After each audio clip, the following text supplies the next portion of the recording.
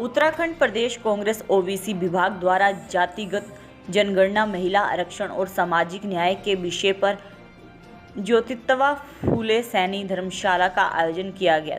कार्यशाला में कांग्रेस ओबीसी विभाग के राष्ट्रीय कोऑर्डिनेटर ऋषि चौधरी मुख्य अतिथि के तौर पर पहुंचे। वहीं कार्यशाला में कांग्रेस पार्टी के द्वारा किए गए कार्य एवं ओबीसी वर्ग के हित में कदम उठाए जाने के लिए अपना समर्थन दिया गया। कार्यक्रम में अनेक सामाजिक संस्थाओं के प्रतिनिधि भी शामिल हुए। ओबीसी विभाग के राष्ट्रीय कोऑर्डिनेटर एवं उत्तराखंड प्रभारी ऋषि चौधरी ने कहा कि कांग्रेस पार्टी ने संगठन के अंदर भी 50% आरक्षण ओबीसी, एससी, एसटी और अल्पसंख्यक वर्ग के लिए निर्धारित किया है। साथ ही महिलाओं में 50 वर्ष से कम उम्र के युवाओं को भी संगठन में मौका देने का संकल्प लिया है। उन्होंने कहा कि ओबीसी वर्ग और महिलाओं के बिना किसी भी देश अथवा दल की प्रतिष्ठा को मजबूत नहीं किया जा सकता। ओबीसी वर्ग की सभी जातियों को एकजुट होकर अपने अधिकारों की मांग एवं एक दूसरे के हितों की रक्षा करनी चाहिए। समाज के एक बड़े वर्ग को पीछे छोड़कर सामाजिक समरसता की कल्पना नहीं की जा सकती। ओबीसी विभाग के प्रदेश अध्यक्ष आशीष सैनी ने कहा कि उत्तराखंड राज्य में ओबीसी हितों की रक्षा के लिए निरंतर संघर्ष किया जाएगा। उन्होंने कांग्रेस नेतृत्व को ओबीसी वर्ग के हितों की ओर ध्यान आकर्षित करने के लिए धन्यवाद भी प्रेषित किया। आज देवभूमि उत्तराखंड में अपने एक आयोजन रखा है कार्यशाला के नाम से हमारे राष्ट्रीय कैप्टन अजय सिंह यादव जी के दिशा निर्देश पर, जो कि हम बात करना चाह रहे थे जातीय जनगणना, महिला आरक्षण और सामाजिक न्याय के विषय में बात करना चाहते थे और सभी ने अपनी अपनी बातें रखी। और हमारे कैप्टन साहब भी, राहुल गांधी जी भी आवाज़ उठाते आए हैं अपना जातीय जनगणना होनी चाहिए। जातीय जनगणना से हमारी आर्थिक, सामाजिक, पॉपुलेशन और हमारे शैक्षणिक के बारे में भी पता चलेगा। निजीकरण बंद किया जाना चाहिए, क्रीमी लेयर हटाया जाए, ओबीसी का अलग से मंत्रालय अपना बनना चाहिए। अगर कांग्रेस की सरकार आएगी तो अलग से कांग्रेस ओबीसी का मंत्रालय भी बनवाएगी। ओबीसी महिलाओं को अलग से अपना आरक्षण मिलना चाहिए। अपना 33% आरक्षण का मुद्दा उठाया है कांग्रेस ने, मोदी जी ने पार्लियामेंट में उसकी घोषणा की है, अब तक वो लागू नहीं किया।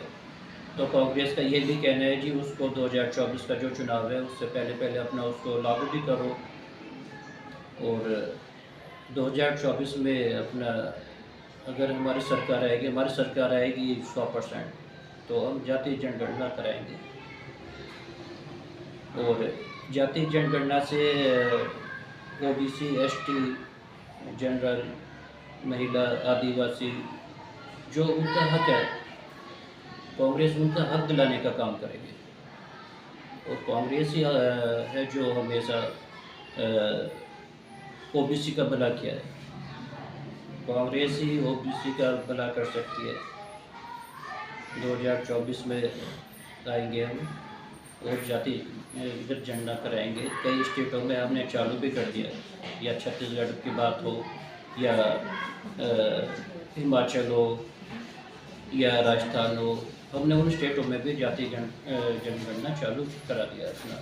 और हम 2024 में जब सरकार आएगी तो पूरे देश में जातीय जनगणना कराएंगे। देश के 54% से अधिक के ओबीसी वर्ग के हित के लिए कांग्रेस पार्टी ने बहुत सारे महत्वपूर्ण कदम उठाए हैं, जिसमें राष्ट्रीय अध्यक्ष मल्लिकार्जुन खड़गे के नेतृत्व में रायपुर और उदयपुर अधिवेशन में 50% से अधिक पद एससी, एसटी, माइनॉरिटी और ओबीसी वर्ग के लिए आरक्षित किए गए हैं। और साथ ही राहुल गांधी जी ने जिस प्रकार से ओबीसी वर्ग की देश के तमाम संस्थानों में, तमाम जगहों पर जो भागीदारी नहीं है उनको उठाने का काम किया। उन्होंने ब्यूरोक्रेसी में और जुडिशरी में, साथ साथ देश के अनेक प्राकृतिक संसाधनों के दोहन के कार्यों में, सरकारी नौकरियों से लेकर हम तमाम जगहों पर जो ओबीसी वर्ग की भागीदारी कम है उस ओर इंगित करने का काम किया है। साथ ही इस लड़ाई को लड़ने का काम किया। कांग्रेस पार्टी भारत में समानता और समरसता की बात करने वाला पहला दल है और लगातार इस बात को मजबूत करते रहे हैं। सामाजिक समरसता के लिए महिलाओं का, दलितों का, अल्पसंख्यकों का, साथ साथ 54% से अधिक पिछड़ों का जो भागीदारी है, यदि वो समान रूप से नहीं होगी, जनसंख्या के अनुसार नहीं होगी, तो ये बात करना भी बेकार है। इसलिए हम सब लोग ये लगातार कांग्रेस पार्टी का धन्यवाद भी करते हैं, साथ ही इस संघर्ष पे उनके साथ कंधे से कंधा मिलाकर चलेंगे, यह आश्वासन भी देते हैं।